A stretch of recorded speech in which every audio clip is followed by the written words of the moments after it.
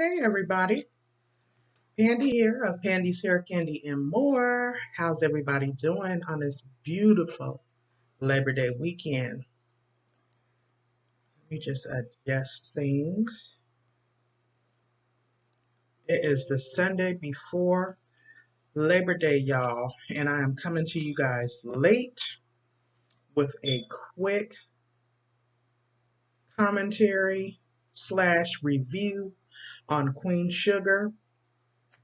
I just got asked to be at work early in the morning, y'all, after I've been off all weekend. So I was in there watching Power, trying to get my notes together for that commentary, but I doubt I'm going to be able to come back on here tonight and give that. I might, but I doubt it. I'm going to get right into it. So welcome. If this is your first time stopping by my channel, welcome. If you are a returning subscriber, you already know what it is. Welcome back and sit back, relax. We're going to chop it up. Now, in tonight's episode, I'm sorry, not tonight. This is from last Wednesday. I'm just late getting the review out. Last Wednesday on Queen Sugar, it was season 4, episode 11. It was titled, I'm Sorry. So we began this episode with everyone gathering around Micah and KeKe. They're preparing to go to the prom. They're planning to attend prom. They're at Charley's house. Everyone's flocking. They're chilling. They're taking pictures of the kids. Even Nova is there. They're trying to welcome Nova back around the family after her book and all. Nova begins to toast them, and they're all excited because Micah's been accepted into Harvard and KeKe's been accepted into, I believe, Breway, and they're all planning to link up with friends, so they head out. And of course, Charley insists that they take their umbrella with them because they're expecting a storm. It's a storm brewing in the forecast. Charley and the family continue to sit around as the kids head out to discuss the young couple. Of course, they're all wondering and worried about teenage sex, that type of thing. It's prom night after all. But then they start to discuss Charley's upcoming town hall meeting. She's running for the city council position there in St. Joe's against Jacob Boudreaux.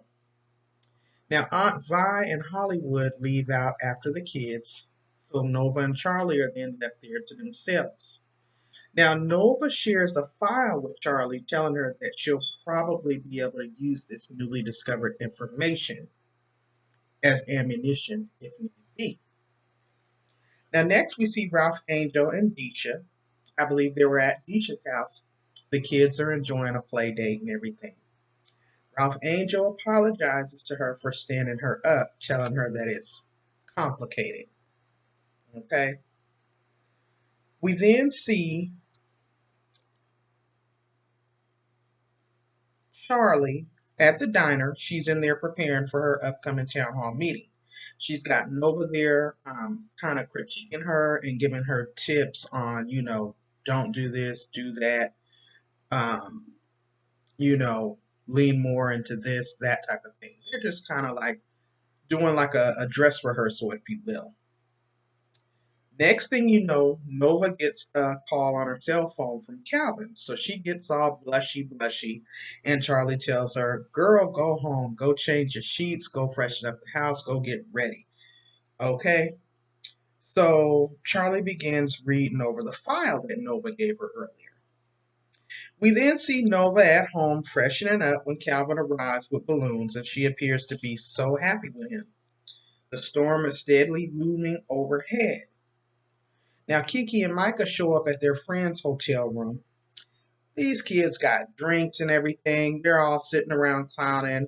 And a couple of the boys begin to clown and joke around that there was a little mix-up down at the front desk, and that when they went to check in, there was a little bit of confusion about the extra room. So they kind of tease Micah about it. But as they're doing that, he tries to downplay it he felt like maybe the name being associated with his famous ball player dad would get them a little pulled. The guys are like, yeah, whatever, we know what you was on. And Miss KeKe is visibly embarrassed by the whole thing because apparently she didn't know anything about it. Okay? Now, back at the diner, Charley is there late into the evening. She's still working on her speech, making last minute preparations for her walkthrough in the morning. And in walks Jacob Boudreaux. He tells her that she's been dodging his calls, and he warns her that they are not competitors, that he's already been informed that he's being handed the win over her. He also states that she should get out of the race now. Of course, Charley ain't here for that. She's not walking away from a fight. It's just not in her nature. He tells her that his mother plans to destroy her and her family.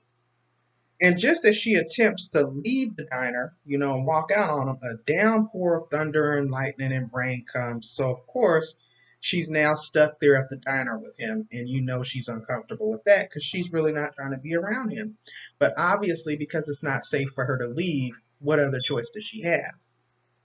Now, meanwhile, Hollywood and Vi arrive back at their crib. And he's kind of teasing her and stuff because, he's carrying in boxes. Apparently, he done ordered helmets and things for his motorcycles and whatnot. He tells her he ordered her a helmet. And she's like, well, I hope you got the receipt because I done told you I don't want to get on that thing. And he's joking with her like, Vi, you ain't fun no more. And she's like, oh, I ain't fun no more. Lexa, turn on Vi's party mix. When I tell you, Vi put on them old school cuts, and she started performing a old nasty, sexy, seductive dance, doing a little strip tease action. Hollywood was sitting there starstruck, looking like he's ready to start drooling, biting down on his top lip and all. And we finally see the streak of Vi not wanting to be intimate with him being broken. Praise him. Hallelujah. Because that was getting on my nerves. So I'm happy for them. Now, back at the kids' hotel room, we see Micah and KeKe, and they appear to be having a deep conversation regarding what took place when they arrived earlier. She states to him she just got a lot on her mind, and Micah tries to brighten up the mood by putting on some music, and they start dancing. He also apologizes to her for not telling her about the extra room. He just wanted to be prepared.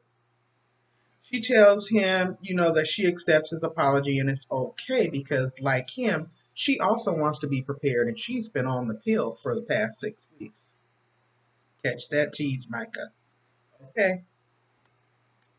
Now, they're dancing, they're getting real close and everything, and then, bam, they're interrupted by the two boys, two of their friends coming back to the room and kind of interrupting them.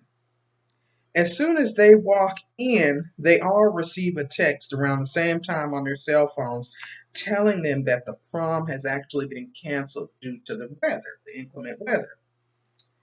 Now we then go back to Deisha's crib.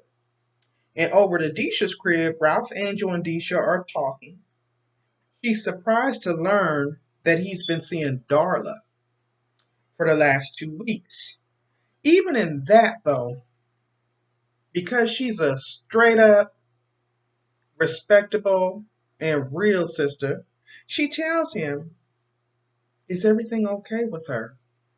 She expresses concern for Darla, even though he's been standing her up on their last couple of dates. But even in that, she's concerned for her and Blue.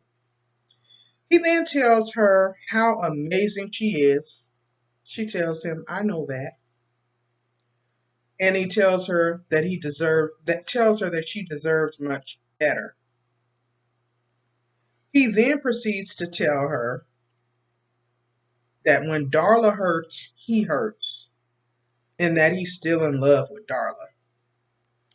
Now, Miss Deisha tells Ralph Angel that she respects herself too much to play second fiddle, and that she wishes them all well, and that they will definitely work something out with the kids going forward.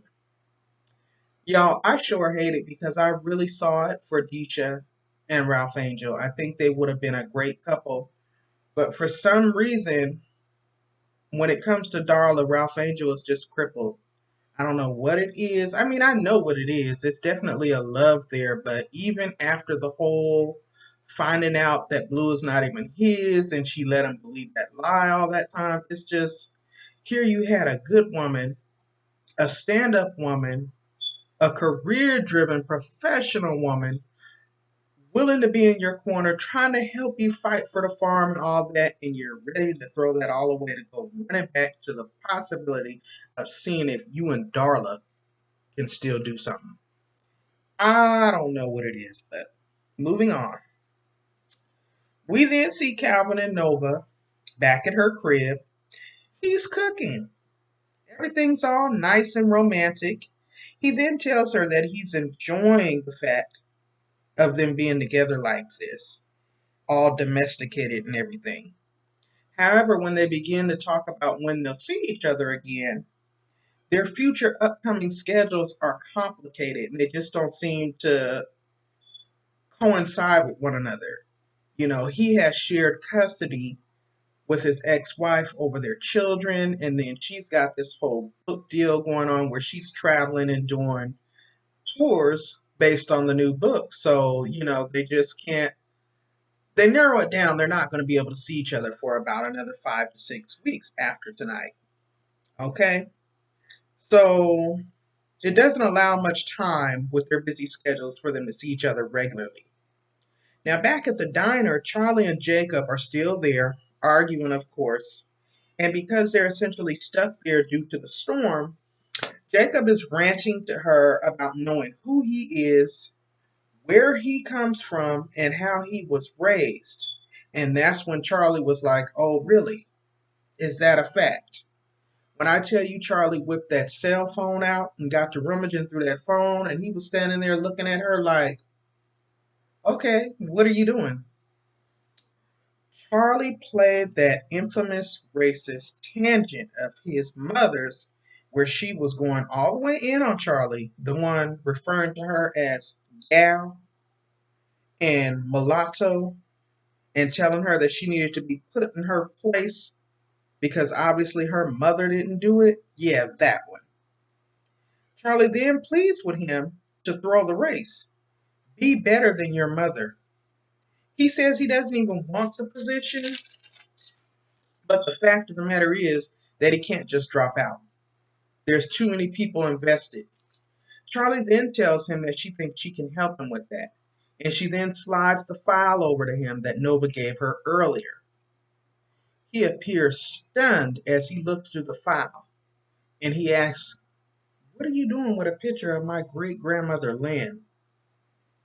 Y'all, when I say my mind was blown, I was like, what? Not the great-grandmother Lynn. Now back at Hollywood and Vi's crib, y'all can see the glare from my ring light in these glasses, but I'm loving these new reading glasses, so bear with me, y'all. But back at Hollywood and Vi's crib, she's washing his back in the bathtub. They are finally getting their groove back in their relationship. And I am so here for it, guys, because I was a little bit concerned and scared that Vi was going to lose Hollywood. I really was. I'm not even going to front. So they seem to be, you know, getting back into the swing of things. And as they're in the tub and she's washing his back, well, he's in the tub. She's on the side of the tub washing his back. Hollywood then starts back up the talk of his gentleman's club. Remember in the previous episode, he had went to go talk with Ralph Angel and just try to encourage him in his situation as far as fighting for the farm, but he was at a loss for words because men, especially in the African American community, they tend to sometimes be not as in touch with their sensitive emotional side, sometimes even seeing that as weakness rather than strength. So he had been talking to Vi about that in the previous episode, like, you know, what I understand how you women, you guys have a place, you guys have the spa, you have the nail salon, you guys have girls' nights out. Why we don't have nothing like that for the men? So he had been kind of tossing that idea around and just, you know, because he felt at a loss for words because he wanted to be there for Ralph Angel, but he was kind of at a loss for words. He didn't know, you know, how to support him. He knew that he needed to support him and he wanted to support him, but he wasn't quite sure how to, you know, bring that into fruition. Okay. So they start talking about that again, and Vi tells him that she's definitely in support of his endeavor. And, they talk about it and they continue to talk about it, and they even decided upon a name. Hollywood said he's going to call it the real spot. Okay, someplace where they can all come and get real and be supportive of one another. Now, meanwhile, over to Darla's crib, she and Ralph Angel are in there. She walks in on him rather, and he's in the kitchen washing the dishes, straightening up. He done brought her some soup. She's so codependent on him, and I don't know. He feels like he has to do it, so I don't know. But anyway, she's finally reached out to her sponsor and taken some time off work. Something she should have been did, okay, before the whole relapse thing. Now, the weird thing about this whole situation, y'all, is that she claims she's not ready to get Blue back yet, but yet she's ready to hug up and snuggle up and confess all her problems to Ralph Angel. Um, he's feeling so guilty about what happened with her too, with the two guys. I think that guilt is more or less keeping him wrapped up with her too. But I digress. Now back over at Nova's crib, she and Calvin are still conversating. They're having dinner now. The distance in their long distance relationship is clearly bothering Nova. The whole living in two cities and their busy work schedules is clearly going to be a hurdle for them. He then tells her, what if distance wasn't the issue? And they start to embrace and get real passionate, kissing and yada, yada, yada, and they get it in. Now, back at the kids' hotel, the kids are just hanging out. After all, their prom has been canceled, so they're all just chilling in the hotel room. And they're all just kind of going around the room discussing their future endeavors and plans for after high school. One's planning on opening up like prison reentry program for young black offenders.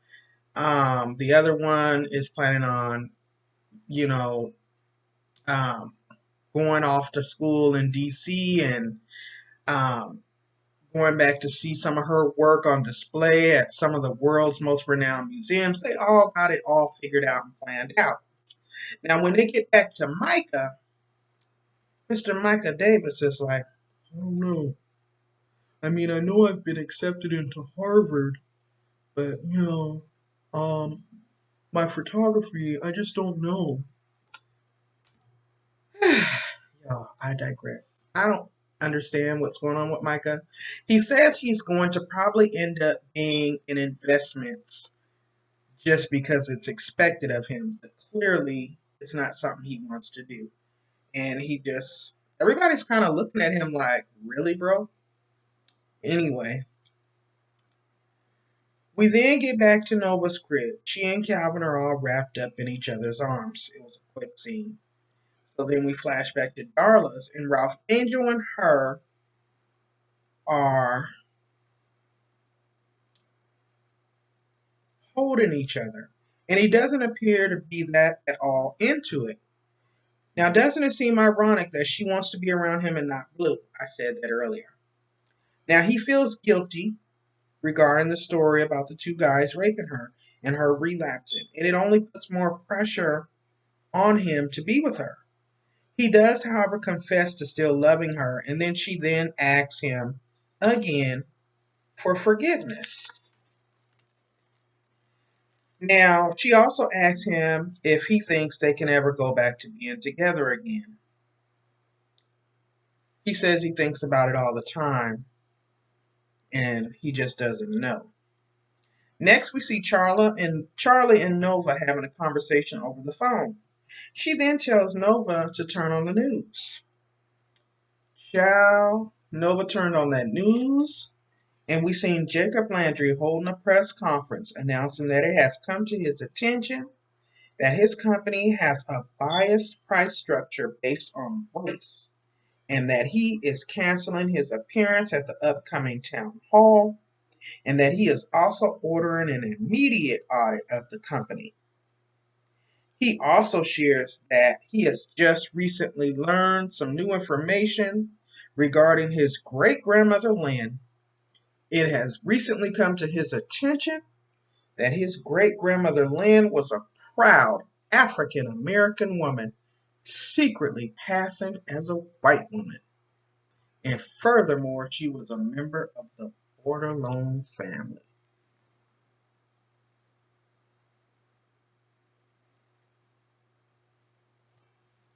Hmm. Y'all, Queen Sugar is getting real deep this season so far. Real deep. Okay? So, with that being said, he plans to educate himself on his heritage so that he can become an ally within the St. Joe community to bring about change. Nova is like, wow, didn't see that coming. Charley, this can be risky. It might sway the votes his way. Charley's like, I don't think so, sis. I think it's going to swing it more our way. And of course, in true Queen Sugar fashion, y'all, this is where tonight's episode ended. I can't stand that I be waiting so long to watch the episode because I'll start off watching it on Wednesday night, but I be doing so much other stuff that I be kind of watching it but not watching it. So I rewatched the episode tonight and I'm just like, man, I could have been did this and got it out because the episode was so good and I feel like I'm all behind everybody else's reviews. But y'all, it was really good tonight. Please drop down in the comments. Let me know what you thought. Did you guys catch the episode? Were you as shocked and stunned as I am? Now, in a way, I'm not really stunned because that went on a lot in the South back in the day with the black women passing as white. If they was light enough, they would do it. What were y'all's thoughts? Did I leave anything out in my commentary? Please take a moment to drop down in the comments and let me know what you think. And please take a moment to hit that thumbs up. Like the video either on your way in or on your way out. And please take a moment to subscribe to the channel. Over here, I talk about hair, both natural hair and wigs and weaves. We talk about a little bit of makeup, a little bit of light recipes, and of course, I review my shows. Power has done started back up, y'all, and Greenleaf comes back on Tuesday. So I'm gonna have to figure this thing out and quit procrastinating so that I can get these reviews out more consistently and in a quicker fashion. But in the meantime, I thank you all for stopping by. Until later, y'all have a blessed evening and happy Labor Day to you all. All right. And oh, if you guys are in the path of the storm, please be safe. I'm in Southeast South Carolina, so we are expected to feel some impact from it. So please continue to keep us in prayer, and I will do the same. And until next time, y'all have a good night. All right? Bye.